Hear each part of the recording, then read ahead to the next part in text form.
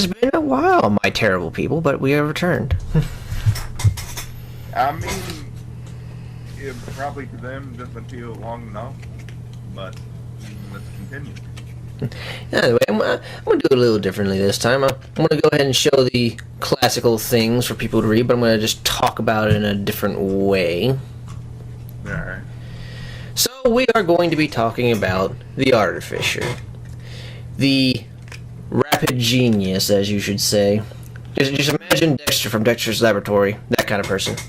I mean, the picture they're showing for it is the short thing.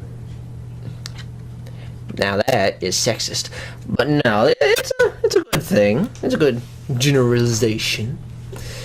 Your Artificer is your standard super genius, and then also, I mean, a super genius with the skill in art, skill in blacksmithing, tinkering, mostly tinkering, and apparently if I go down and read stuff, it also says thieves' tools for some reason.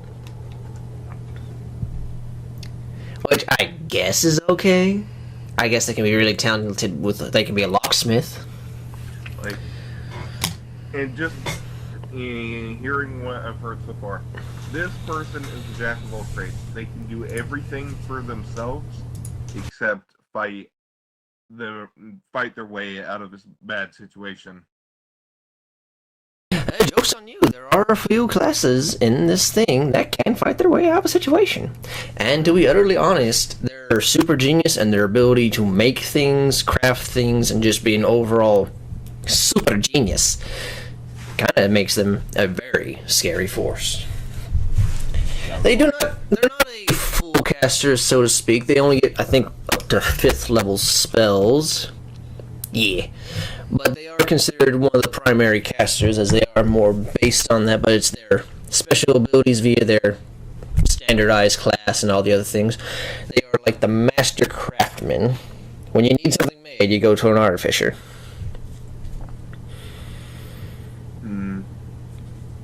I don't know why, but this picture also makes me think of the, in Skyrim they were just called dwarves, but I know they had like that different... Dwemer? Like, yeah, Dwemer. I don't know, it reminds me of, was it Morrowind that had, like, the final Dwemer? Like the one that didn't disappear? I think it was. Wasn't he a spirit, though? I don't know. I remember like this mental image of this fat piece of shit with like a Dwemer, like a Dwemer spider for legs, kind of like a Dr. Octopus situation. Fun enough about this role. Let's continue. Well, that would have been more than enough time for them to kind of read the thing themselves. So we'll just start with class features like we usually do. For a kind of regularized caster class, they get a D8, which is not that bad. Obviously, they get the additional ones and blah, blah, blah. They get proficiencies with light armor, medium armor, and shields. They get a proficiency with simple weapons. And then they get thieves' tools, tinker tools, and one of their choice, which could be whatever they want. They get proficiency in saving throws such as Constitution and Intelligence, which is, for a caster, really nice, because they can make those concentration checks easier. I really need to get into caster classes. That's because you was weak. Their skills that they get to choose from are Arcana, History, Investigation, Medicine, Nature, Perception, Sleight of Hand, so... Just for the sake of it, when you go for the Arcana, it's recalling lore about spells, magic, and kind of those cult-style things. History is just past event. Investigation is looking deeply into kind of things. Medicine is the biology and able to compose cures for diseases and save dying allies. Nature is typically lore about terrain, plants, and animals. Perception is typically what you see and hear and feel. Whereas sleight of hand is standardly stealing, but you could do stuff like reverse pickpocketing or just, steal. Steal, it's for stealing. That's sounding like a fucking powerhouse. Well, you say that, but I only get to choose from 2 of those.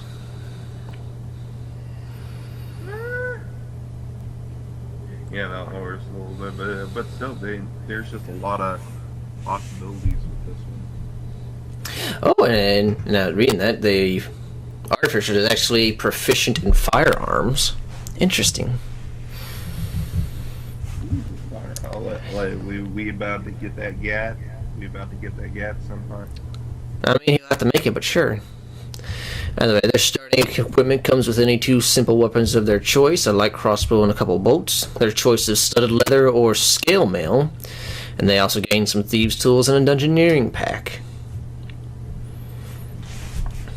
So they got some respectable starting stuff, but let's hop right into the very first thing they get at first level.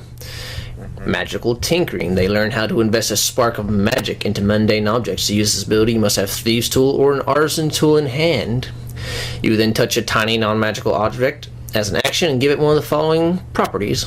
Make it basically a tiny light bulb which you can just hang over your head. Make it a recorded message that you can use to fuck with people. Make it a stink bomb, I guess. Which, that would be quite a hilarious. Just have him make it a tiny stink bomb and hide it in like a noblewoman's like hairdo or something. That'd ruin her whole day. And life. And she like doesn't have a sense of smell. So she doesn't understand why everyone's running away from her. Mm-hmm. What's wrong? What's wrong? Yeah. And then they can have a static thing, basically make a small billboard-like effect. The chosen property lasts indefinitely. As an action, you can touch the object again and end the property early. Wait, hold up a second. The chosen property lasts indefinitely, and as an action, you can touch it and end the property early. Something about those two statements doesn't make sense, but I'll let the world decide that.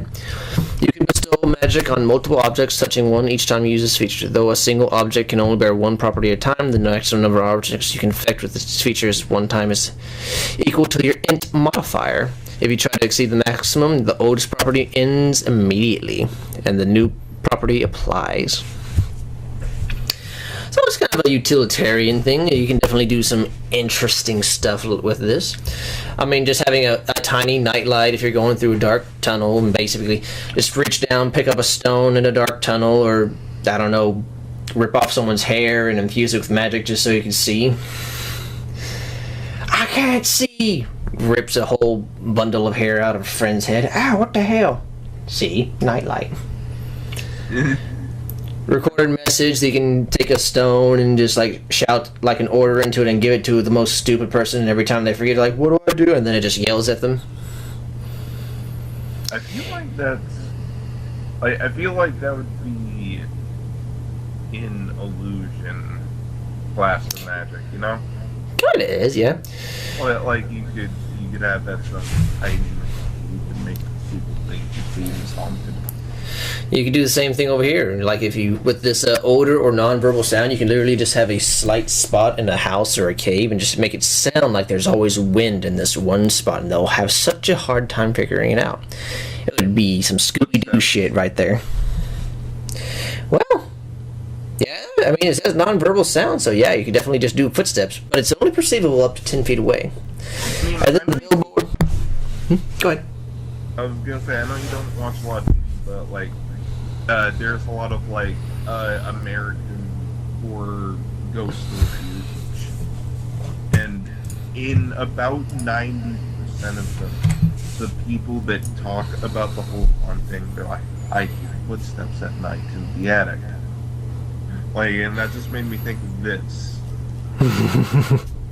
You definitely could do something like that. It just has to be non-verbal. Anyway, and then you got the little illusion thing where you could have like a stone form a couple triangles and a square just to do some basic symbolization or a text wall. But you know, for the fun of it, I could give this like an 8 out of 10, just because there's a few fun things and dickish things you could do with it. Like, I can actually see this being very useful and very, very fun. I'm probably gonna give it a 9 because unless have that shit like set up before you get there and you get into a fight. Yeah, unless you're prepared for it, it won't help that much. But in every other situation, that would be a good time to have. So let's kind of talk about the spellcasting here. Spellcasting is, regardless of situation, a 10 out of 10 because it gives you such incredible options depending on the spells. Although it does talk about requiring a tool, because the spellcasting focus of a artificer is actually like an artisan tool or a thieves tool. So they can have a blacksmith set where they have like just the hammer and they're casting their spells out of it. By the way, moving past their spellcasting stuff, we do have a little, just this little tidbit, the magic of artifice. As an artificer, you use tools when you cast your spells. When describing your spellcasting, think about how you're using a tool to perform a spell effect. If you cast Cure Wounds using alchemist supplies, you could quickly produce a salve. If you cast it using tinker tools, you might have a miniature mechanical spider that binds wounds. When you cast Poison Spray, you could fling foul chemicals or use the wand that spits venom.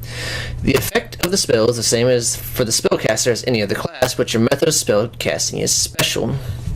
The same principle applies when you prepare spells. As an artificer, you don't study a spell book or pray to prepare your spells. Instead, you work with your tools and create the specialized items you use to produce your effect. If you replace Cure Wounds with Heat Metal, you might be altering the dice you use to heal, perhaps modifying a tool so that it channels heat instead of healing energy. Such details don't limit you in any way or provide you with any benefits beyond the spell's effect. You just have to justify how you're using the tool to cast a spell. But describing your spellcasting creatively is a fun way to distinguish yourself. You can always have a way of describing your spellcasting regardless of what your pact or everything is, but this is still a fun way to do stuff.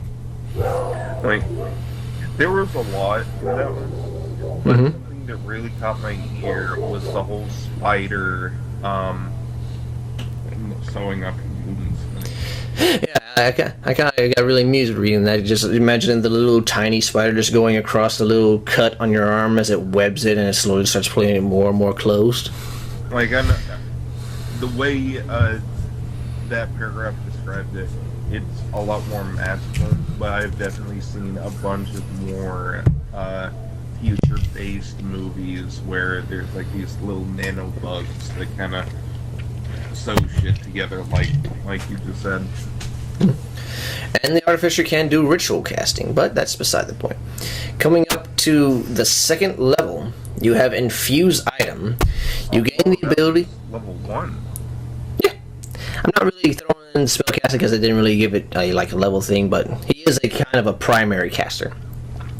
Either way, like I said, second level, Infuse Item, you gain the ability to imbue mundane items with certain magical infusions. The magic items you create with this feature are effectively prototypes of permanent items.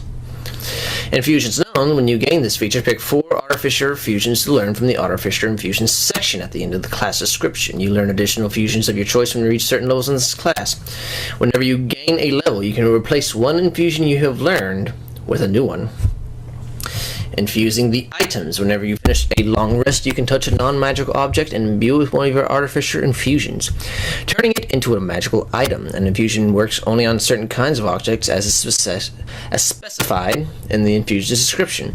If the item requires attunement, you can attune yourself to it the instant you infuse it. If you decide to do it later, you must do so using the normal process. The infusion remains in an item indefinitely, but when you die, the infusion vanishes after a number of days, equal to your int modifier. Yet it also vanishes if you give up your knowledge of the infusion. You can infuse more than one magical object at the end of a long rest. The maximum number of objects appear in the infused column of the artificial table. You must touch each of the objects, and each of your infusions be only on one object at a time. Moreover, no object can bear more than one of your infusions at a time. If you try to exceed the maximum number, the oldest one dies and the new one is applied. If it ends on an item that contains other things like a bag of holding, its contents harmlessly appear in the space around it. Now, I'm not going to go ahead and rate this yet, but, well, I'm going to rate it because it is a 10 out of 10 ability, but we'll go back onto the actual thing later because the infusions are going to be at the lower part of this page.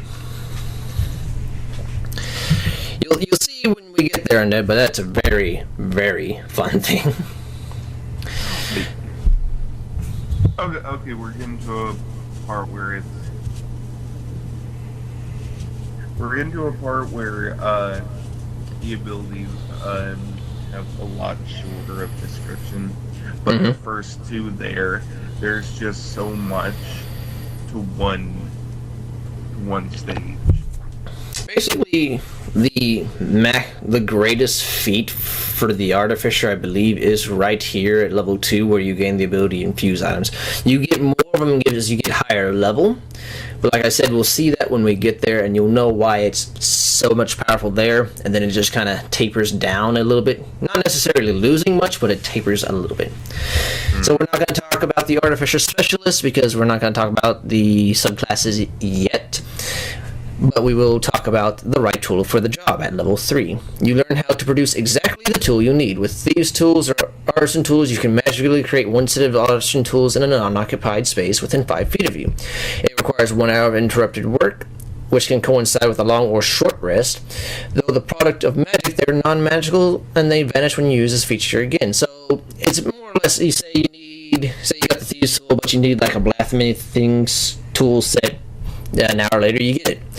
This is more of a, a play around skill, because I guess you can make anything. Or if you're really a dick, you could make the tools, sell them to a guy, make them again, sell them, and then I guess rob him blind.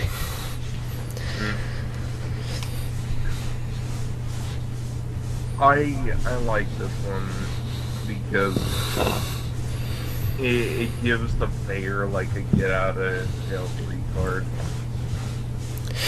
Like, technically, if he is in jail, he can't make it unless he has something. He requires a technical tool set to make additional tool sets. Still, I can just imagine all situations where, oh no, we need it here. Oh no, we need this thing to put it on this thing, like in Indiana Jones. I just see a lot of situations where that is overly handy. I will give this a 6 out of 10, just because overall it doesn't have a lot of genuine additions, but it does have enough things where I won't consider it a lackluster ability. I'm gonna go ahead and give it an 8 because it's my bullshit out my ass ability. Well, that's an hour-long shit, my friend. Silly. It just feels like it feels like, oh wait, we're at this part of the journey, we need a certain thing. Hey, I think I got that. Just boost it out of my bag.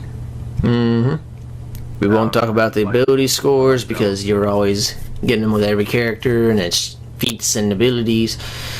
At the 6th level, a simple thing, they gain a double proficiency with any tool that they already are proficient in.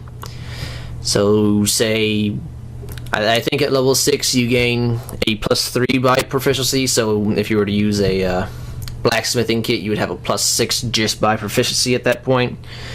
Then plussing your strength or whatever you were using to increase that ability. So it's kind of like expertise, but specifically for tools.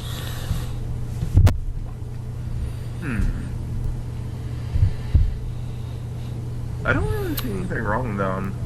There's nothing wrong. It's just, if you're not making things or whatnot, I guess what this really does, because you're already proficient with Thieves tools, it makes you much better at lockpicking.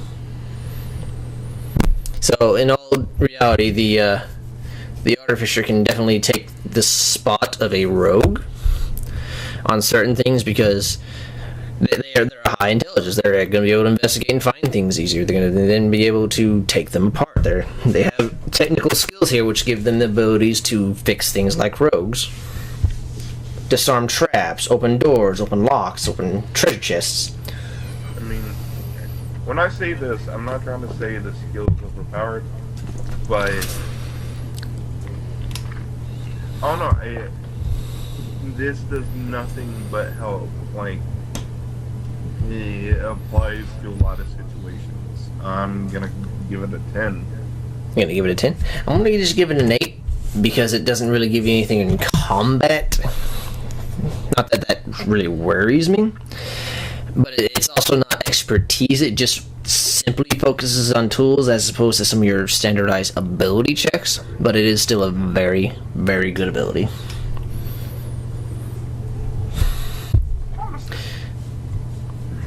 Yeah, each person gets their own choice. Get back to where I need you. There we go. So, hopping back down here, we get the Flash of Genius at level 7. You gain the ability to come up with solutions under pressure. When you or another creature you can see within 30 feet make an ability check or a saving throw, you can use your reaction to add your int modifier to that roll. You can use this feature a number of times equal to your intelligence modifier, and you regain all uses at the end of a long rest. Which, I mean, a +5, because you're an intelligence-based caster. You want to definitely get your casting thing up to the maximum. So at any given point, you can +5 a check or saving throw. That's almost just like standing next to a paladin at about this level. Then you could stack it. Stack it? I mean, comparing something to a paladin, that's a very, like, that's a big promise to keep for the person themselves. Now this isn't a great comparison, because a paladin, he just has to stand there. He doesn't have to use his reaction. He doesn't have to do it a limited number of times. But the fact is, if you really needed someone to save that thing, having a paladin and this artificer at this point with their respective stats high enough, that's immediately a +10 plus whatever the person actually has. So they could probably crit fail, and depending on what the save is, still pass it easily. Still, though, being compared to Paladin, that's just like, that's saying something, because I hear a lot of good talk about Paladins from Even Hatter. That's because we are biased, but yeah, that's beside the point. I do love my paladin.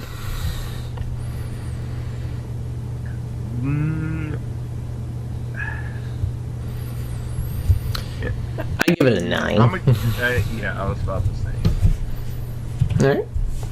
So then we come up to something that's very unique, because you can't really do this with any other class. You get Magic Item Adept at level 10. It allows you to tune up to 4 magic items, up from 3, and if you craft a magic item with a rarity of common or uncommon, it takes you a quarter of the normal time, and it costs you half as much gold. So this guy can make common and uncommon items easier and faster. And when you think about that, there is a lot of common and uncommon type magic items that you can make at a fourth of the time and at half the cost. Tim. Yeah, I have no disagreement with giving this a 10 myself, because they're not exactly incredible at common and uncommon, but there's enough good use out of the entirety of that magic item selection that giving this anything less than a 10 is just being a dunce. I like how you use the word dunce. That is a word that is not used often anymore. Exactly. Because we're not in school anymore. By the way, going to the next thing right after that, you get at 11th level, Spell Storing Item. You learn how to store spells in an object. Whenever you finish a long rest, you can touch one simple or martial weapon or one item that you can use as a spellcasting focus. You store a spell in it, choosing a first or second level spell that requires one action to cast, you don't need to have it prepared. While holding the object, a creature can take an action to produce the spell effects using your spellcasting ability modifier. If it requires concentration, the creature must concentrate. The spell stays in the object until it has been used a number of times equal to twice your intelligence modifier. Minimum of 2, maximum of 10. Unless you get some magic item that increases it further. Or until you use this feature again to store a spell in the object. Depending on the spell, it's extraordinary. Wait. Okay, so I'm trying to think about that. So you can store a spell in like any item you want, right?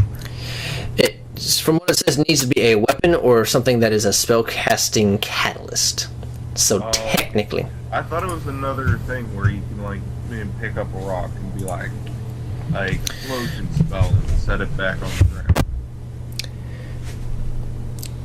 I mean, like I said, it says as spellcasting focus, so I'm going to assume that it has to be something that actually has like a latent style of magic, or just like weapons in general, because those are something you generally infuse. But you know, depending on who your demon is, you could probably get a little further than that. And it doesn't say you can put cantrips, so that's not. So I mean, you don't really want to put a lot of cantrips in spell storage. But since you get access to first or second level spells of this Artificer specific, let's just take a quick look at these to see if there's anything good in here. I mean, you can have a cure wound, which if I go over here and look at this specifically. So you can have a object made by the Artificer here that has the casting of cure wounds, and they can use it a minimum of twice or a maximum of 10 times before the spell is out of the object. So that's using like one spell slot. From what I'm reading here, I could be wrong. That's using like one spell slot to get 2 or 10 castings out of it. Wait, so could you get a shitty wand and just have it as like a rapid healing? It is what it looks like. Let me see. Does he have access? He got Featherfall, so y'all can have safety from that. So got absorb elements, detect magic, disguise self, so y'all could have a little safety in that.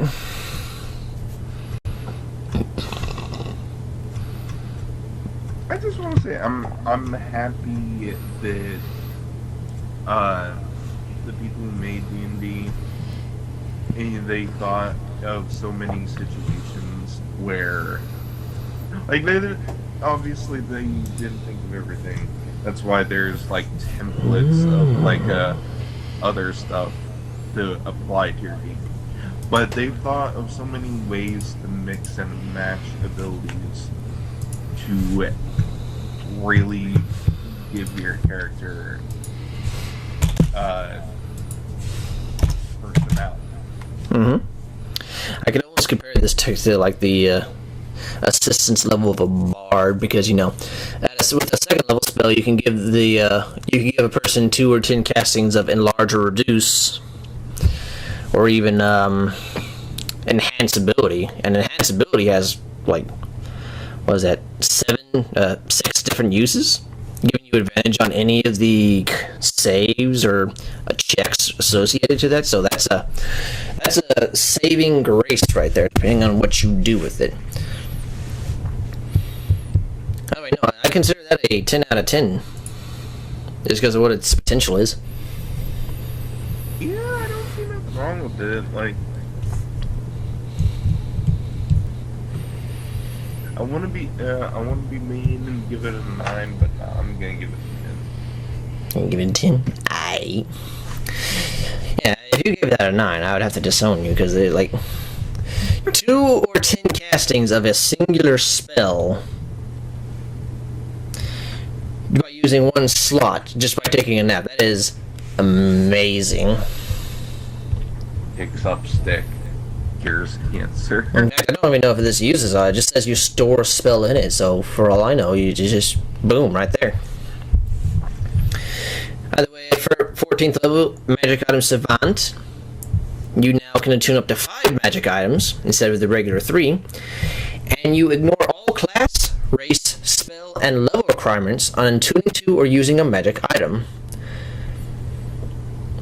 So an Artificer could in fact attune to a Holy Avenger that a Paladin uses, that a Paladin only can use, and give everyone around him magic resistance. I think that's what the Holy Avenger does, but this gives a very neat usage all around. Plus having the ability to tune to 5 magic items, whew, this man could be scary. So, he has the ability to use certain items that normal people wouldn't be able to. Like I said, the Holy Avenger is a weapon specifically made for Paladins because it runs off the aura effect just like a Paladin's does, as it gives them, I believe, like a magic resistance to magical damage. And it can only be wielded by Paladin, so this allows him to ignore that and use that.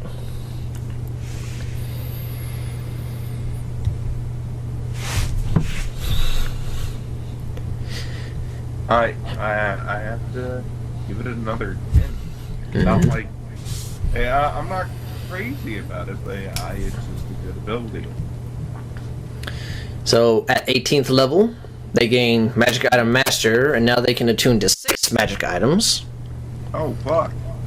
So now they're even more powerful. They got like a whole menagerie of things. I have to give it a 10 because I know what the infusion is. I have to give this class another 10, and it makes me sad. And then, it makes me sad. And last but not least, we come to level 20, the Precipice of the Artificer, the Soul of Artifice. You develop a mystical connection to your magic items, which you can draw on for protection. You gain a +1 bonus to all saving throws per magic item you are currently attuned to. Maxing out at 6, you can have a +6 to all your saving throws combined with whatever your saving throw currently is. If you are reduced to 0 HP, but not outright killed, you can use your reaction to end one of your Artificer infusions, which at this point you have up to 12. I think. Hold on. Wait, so you got 12. Haha, I got life. So they know 12, so they have 6. They can reject death as long as it's not an insta-kill 6 times. So they got 6 of those fairies from Legend of Zelda? Exactly. Fucking 10. I'm giving this... Now the only reason I can't say it's in the perfect one is because it does take a reaction. So if you're surrounded by a mosh pit of goblins and one stabs you and you go down and you're like, how in this infusion, and then another one comes over and stabs you, you can't do it again because you don't have a reaction. Then you just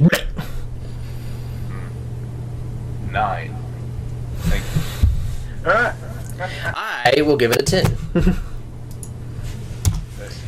I like how you give it a 10 right after you just explained the fault of it.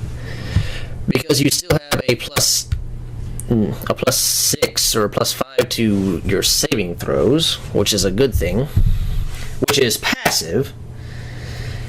And while yes, I could very easily give it a 9 because of the reaction thing, you're still technically a caster, so you shouldn't be in the middle of a mosh pit unless you're fucking stupid. One of the things is I am. Yeah, so that's why I'm saying a 9 for you. Your choice has been made. Now we come to the fun part. We come to the Artificer infusions, which they can start doing at level 2. They can go up to a maximum of 12, but they can only have 6 active at a time. So I will start reading this in just a second. I need to grab something. Unless you want to read that first one off for me. First one. The wearer's walking speed increased by 5 feet. I mean, I know it's just 5 feet, but that 5 feet can actually help a lot more than you think. Like, alright. So now that I got a chair that's not going to squeak. Anyway, so So, the first infusion on our list, but not the first one you get, because it requires you to be level 14, and you need an item that is a suit of armor that requires attunement. Well, the item you make is a suit of armor that requires attunement. Arcane Propulsion Armor. While wearing this armor, gain these benefits. Now, let me say this at the start. It can be the Artificer who wears this, or it can be an ally. Wait, so the Artificer can make enchanted armor for its friends? Well, once we get done with these infusions, you'll see that he's actually significantly better than just that. So the Arcane Propulsion Armor. You gain an additional 5 feet of walking speed.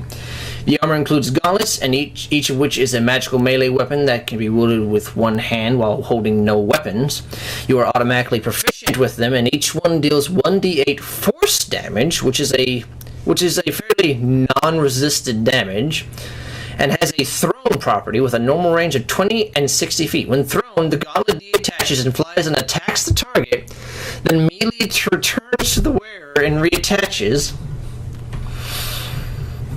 The armor cannot be removed against the wearer's will, and if the wearer is missing any limbs, the armor replaces those limbs, hands, arms, feet, legs, or similar appendages, and they function identically to the parts of the body they replaced.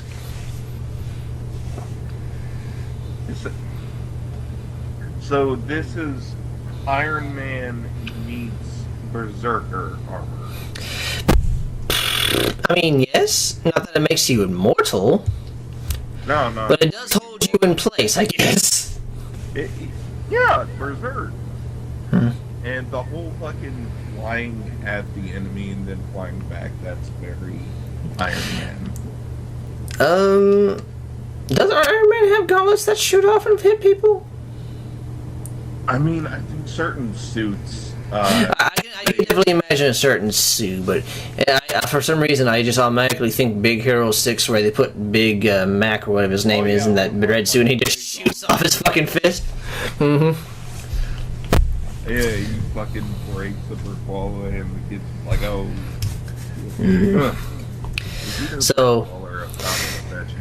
Sorry, I love Disney movies. Yeah, is that Disney or is that DreamWorks?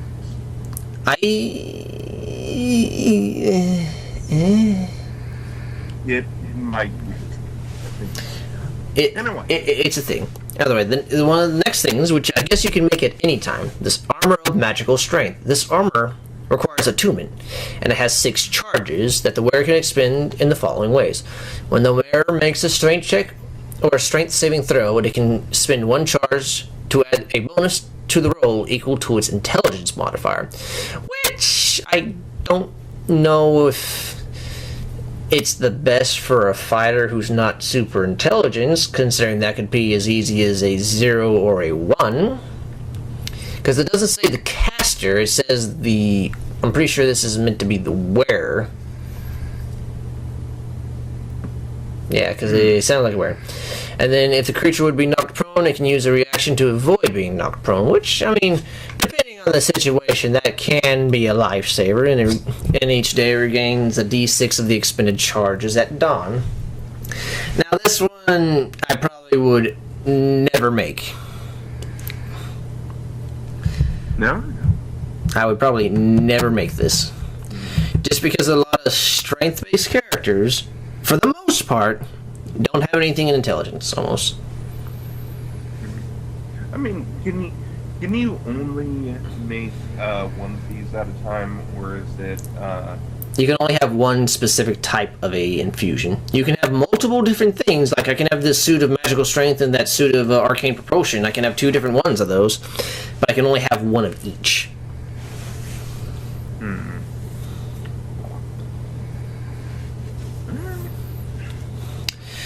So, next up on this list, we have the Boots of Winding Path, that requires a level 6 Artificer, and it makes a pair of boots that require attunement.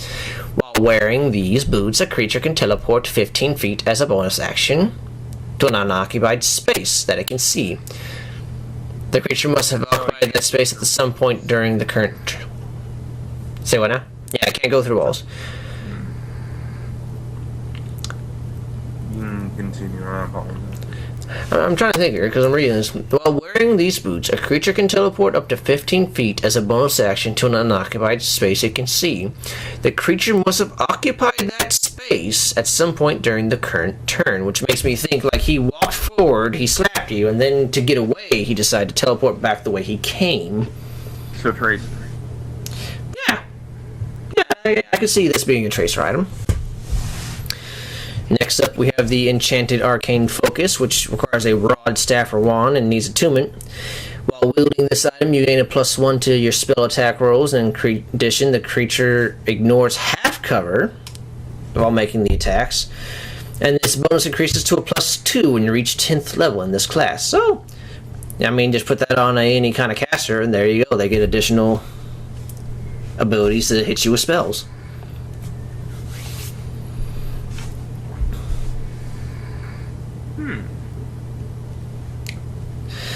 We get the Enhanced Defense, which can be put on a suit of armor or shield.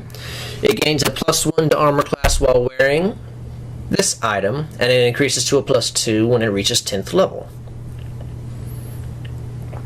Okay, so this is to put on like fighter and. I mean, to be fair, this could be put on a fighter, this could be put on a barbarian wearing medium armor, this could be put on a rogue. I was about to talk about barbarians because when I think about wearing any armor and doesn't do anything for the armor class, am I thinking just for Warforged barbarians, or is that barbarians in general? What do you mean? I remember that one of the barbarians I had, at least one of them, I remember there being a thing where I had increased armor class, but wearing armor wouldn't do anything for me. Oh, I think that was the Warforged before they made it what it was currently, because he had the different settings for his armor. Mm-hmm. I think that's what that was.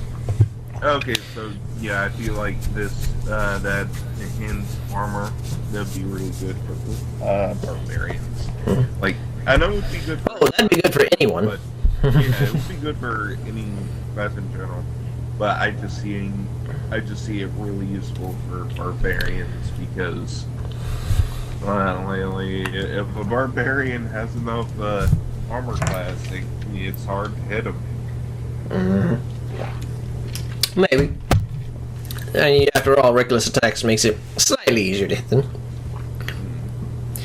So next up we have Enhanced Weapon, which is a simpler martial weapon. You gain a +1 to the attack and damage roll, and a +2 when you reach level 10. So it's kind of like the armor increase, but for weapon attacks.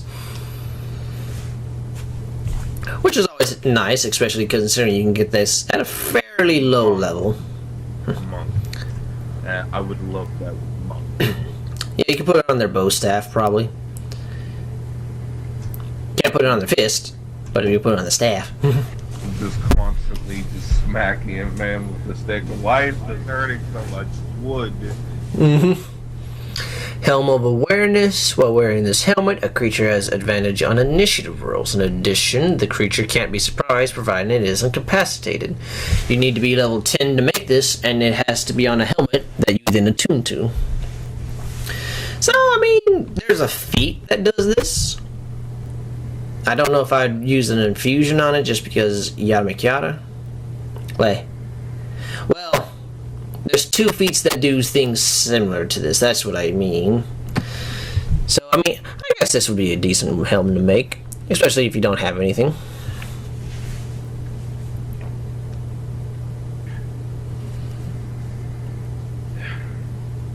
Now, there's a few characters that I think, oh yeah, this would be useful, but then it's just like, wait a minute, I'm a rogue with like regular armor. I don't know about a helmet. Alright. So next up, we get the Homunculus Servant, which it is an item that requires a gem or a crystal worth at least 100 gold. You learn the intricate methods for magically creating a special homunculus that serves you. The item you infuse serves as the creature's heart, around which the creature's body instantly forms. You determine the creature's appearance, like a mechanical-looking bird, or winged vials, or a miniature animated cauldron. It is friendly to you and your companions, and it obeys your commands. In combat, it shares your initiative count, but it immediately takes its turn after yours. It can move and use its own its reaction on its own, but it only takes an action. But the only action it takes on its turn is the dodge action, unless you use a bonus action to command it. The action must be one in the stat block or some other action. If you are incapacitated, it can take any action of its choice, not just dodge. The homunculus gains 2d6 hit points if the mending spell is cast on it. If you or it dies, it vanishes, leaving the heart in its place. So, a familiar main. More or less. Although I don't think most familiars can attack, but this one can. When I look at the little stat block here, it naturally has 13 armor, which isn't high, but it is a tiny creature. It has a hit point, plus your intelligence, plus your Artificer level. It can fly 30 feet or walk 20 feet. It has a +2 to Dex, plus proficiency bonuses. I don't know. Just have it fly.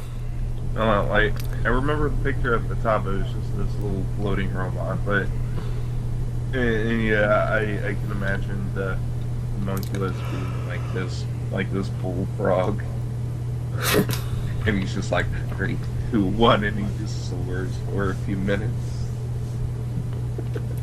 So.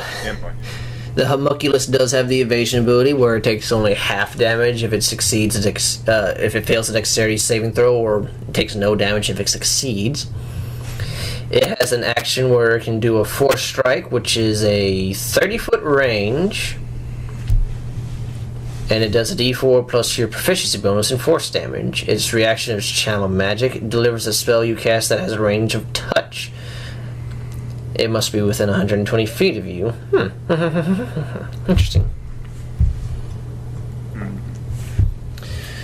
Next up, we have what is called Mind Sharpener. It's a suit of armor or robes. The infused item can send a jolt to the wearer to refocus their mind. The item has 4 charges. When the wearer fails a Constitution saving throw to maintain concentration, you can use a reaction to expend 1 charge to succeed. It regains 1d4 charges daily at dawn.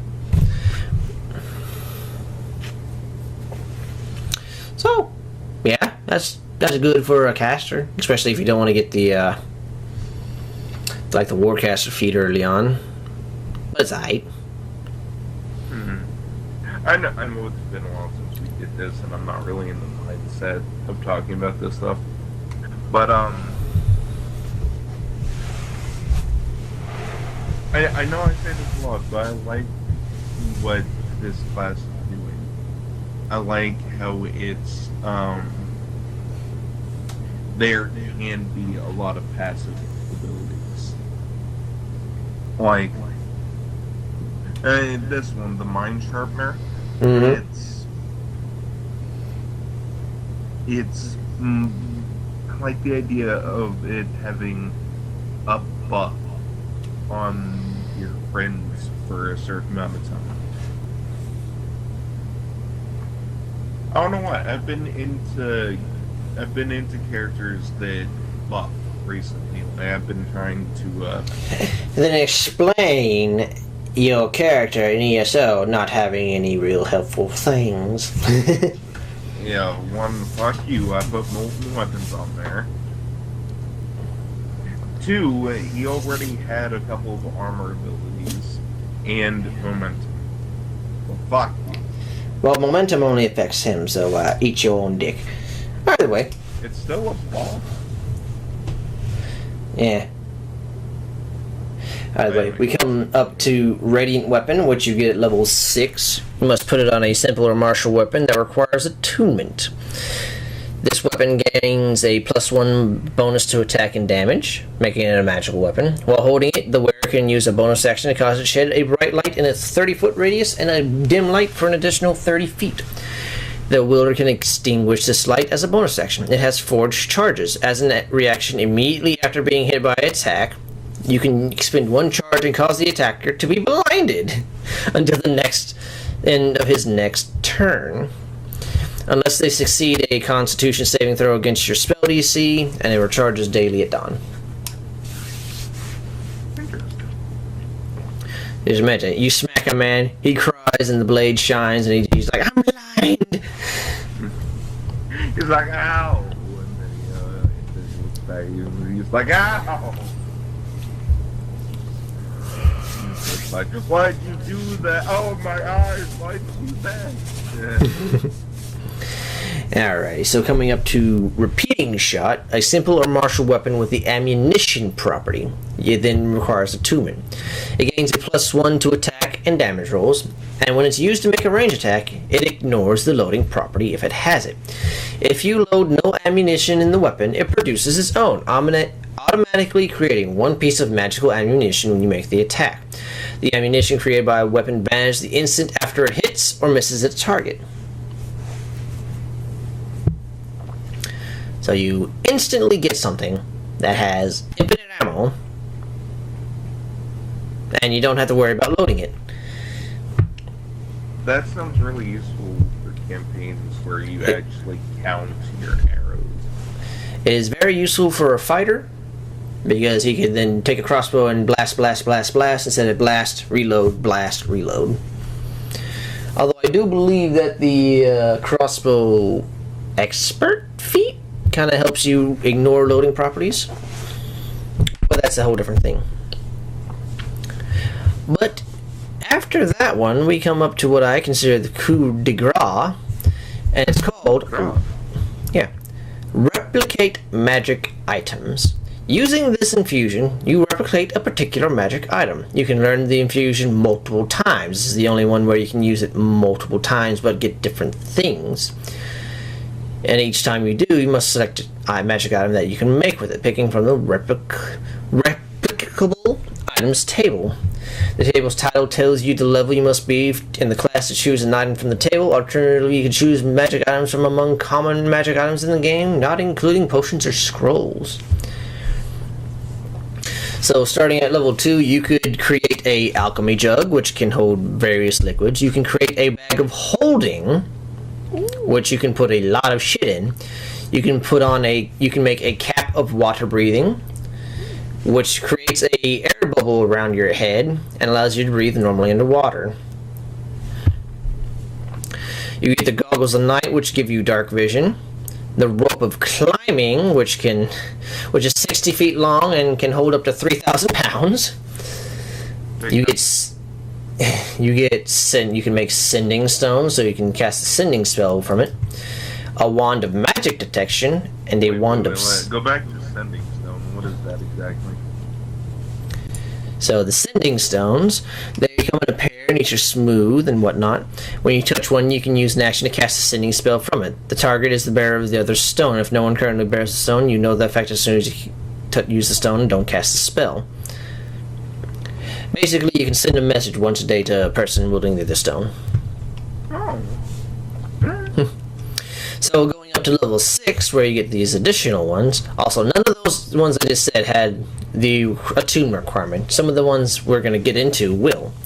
So you can, at level 6, you can make boots of elven kind, which silence your footsteps and gives you an advantage on dexterity stealth checks that rely on moving silently. Does not require attunement.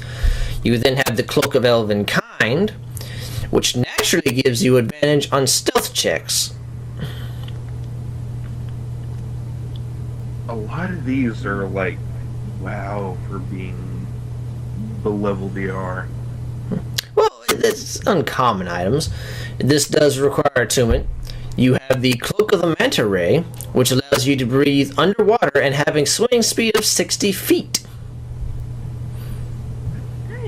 And this one doesn't require attunement, for some reason. Eyes of Charming, where it allows you to cast the Charm Person spell with only a DC of 13, though. Gloves of Thievery, which gives you a +5 bonus to sleight of hand checks and dexterity checks made to pick locks. On top of what you already have, so that's nice. Lantern of Revealing, which helps you ignore illusions while you're using it. Pipes of Haunting, which is kind of weird, but I guess you can you play on it and you frighten people. And you can also make a Ring of Water Walking, which allows you to stand across and move across any liquid surface. Jesus. Yeah, boy.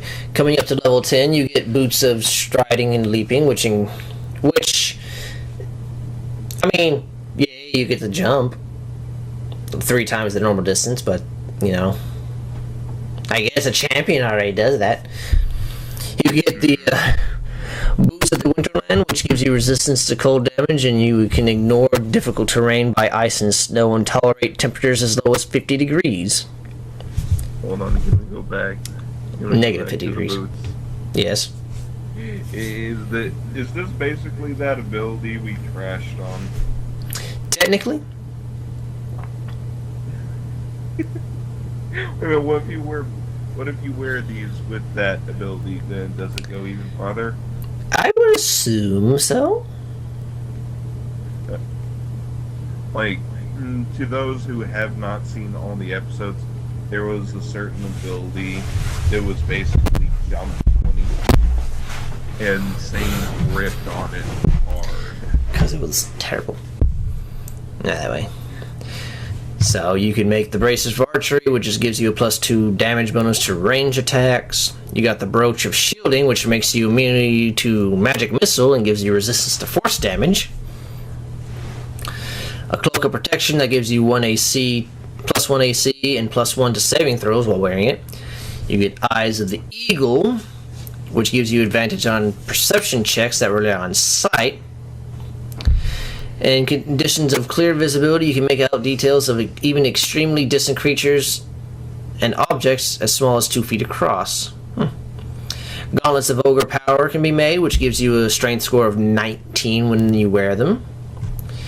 Gloves of Missile Snaring, which is basically the deflect missiles of the monk, where you can catch shit. You got the Gloves of Swimming and Climbing, which makes it to where climbing and swimming doesn't cost you extra movement, and you gain a +5 bonus to athletics that require swimming or climbing. You are allowed to cast you get the Hat of Disguise, so you can cast Disguise Self on yours at will. Headband of Intellect, which gives you a 19 intelligence, so if you're kind of a stupid artificer, just make this for yourself and get really smart. I'm the dumbest artificer in the world. Now I'm not. Helmet of Telepathy, which gives you the ability to cast Detect Thoughts. It also gives you the ability to use Suggestion and whatnot. Medallion of Thoughts, which is this kind of the same thing, it lets you detect thoughts. Necklace of Adaptation, it lets you breathe normally in any environment, and you have advantage on saving throws making against harmful gases and vapors. Wait, could this also be used to breathe underwater? I don't think it goes for underwater, because it looks more like poison fumes and whatnot.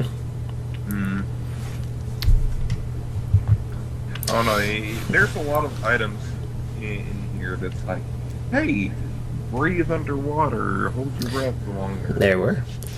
You get the Periodic Wound Closure, which stabilizes you anytime you start your turn and you're dying.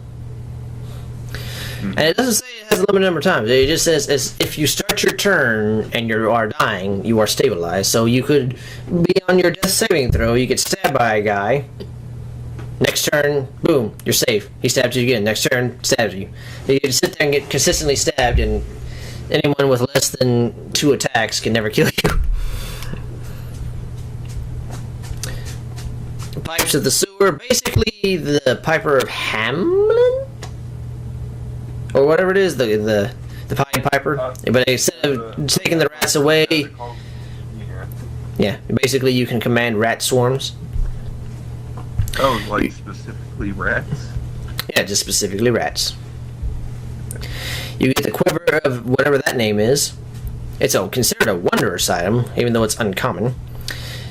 And you can hold a numerous amount of items while never weighing more than 2 pounds. Its shortest compartment can hold 60 arrows, bolts, or similar objects. The mid-sized compartment can hold up to 18 javelins or similar.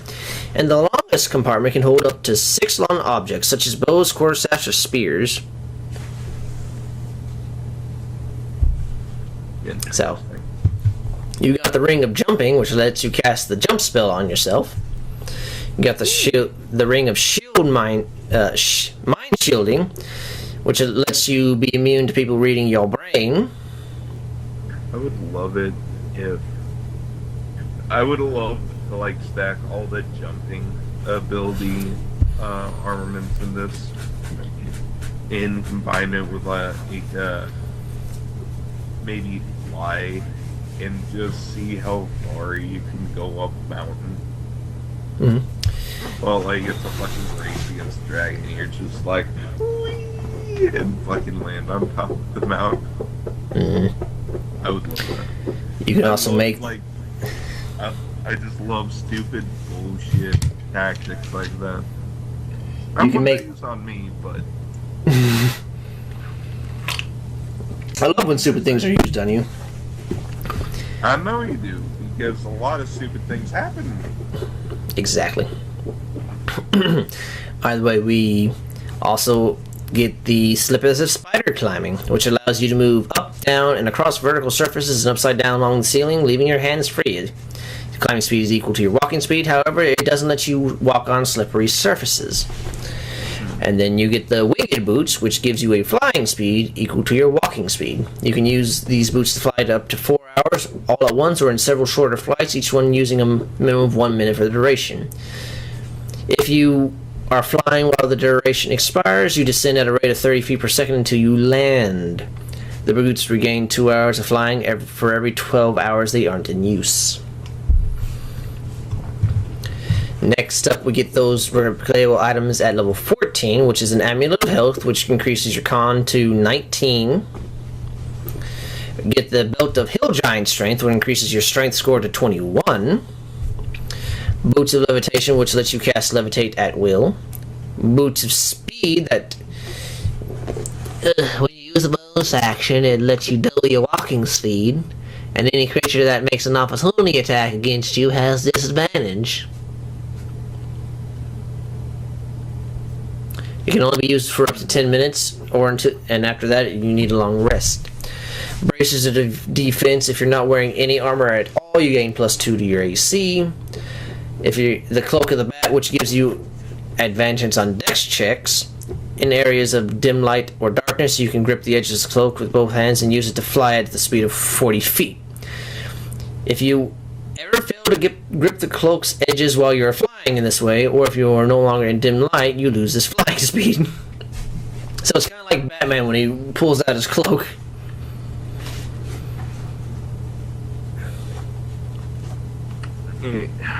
I feel like they did that one on purpose. And then if you're in a dim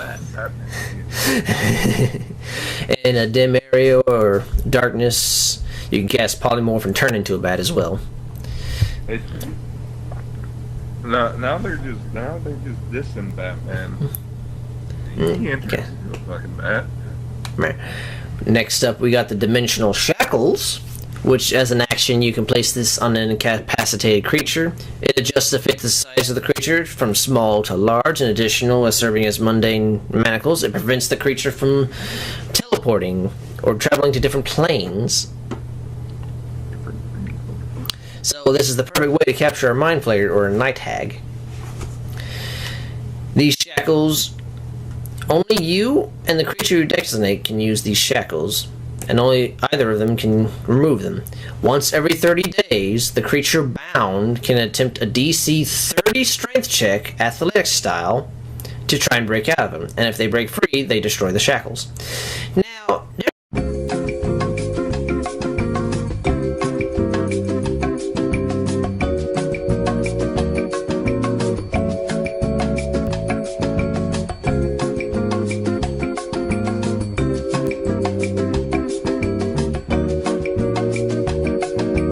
we got the Gem of Seeing, which lets you get True Sight for a little while, which is very powerful. Get the Horn of Blasting, which is very fucking loud. It can deafen people and make them take lightning damage. I mean, I would think so by the name. And it has a 20% chance of, when used, to just explode. There's the Ring of Free Action, which, if while wearing this, you don't have to worry about difficult terrain, and you cannot be paralyzed or restrained, and you can't be reduced in speed. Ring of Protection, which gives you a +1 to AC and saving throws, and the Ring of the Ram, which basically you shoot out a big thing and hit people. The ring produces a special ram and makes its attack roll with +7 on a hit. For each charge you spin, it takes 2d10 force damage and pushed 5 feet away from you. So that's very good, because that's a powerful skill. Going up to Repulsion Shield, you have to be levels... You have a level 6 Artificer that has a shield that requires attunement. Creature gains an additional 1 to armor class while using the shield. Has 4 charges. While holding it, the wielder can use the reaction immediately after being hit by a melee attack and push the attacker up to 15 feet away. You got Resistant Armor, which is level 6, needs a suit of armor, and requires attunement. While wearing this armor, the creature has resistance to one of the following types of damage. You choose this damage when you infuse the item. It can be acid, cold, fire, force, lightning, necrotic, poison, psychic, radiant, or thunder. That's a lot of damage. You got Returning Weapon, which is a... Lightning and thunder? Yeah, I guess they're different. I guess one's sound-based and one's shock-based. Makes sense. You got Returning Weapon, which is put on a simple or martial weapon with the thrown property. It gets a +1 to attack and damage rolls, and when it returns to the wielder's hand immediately after it used to attack. And last but not... Sure. And last but not least, you have the spell Refueling Ring at level 6. Has to be on a ring and needs to be attuned. While wearing this ring, the creature can recover 1 extended spell slot as an action, and the recovered slot can be of 3rd level or lower. Once used, the ring can't be used again until the next dawn. By the way, that is the Artificer. Join us next time for whatever we decide.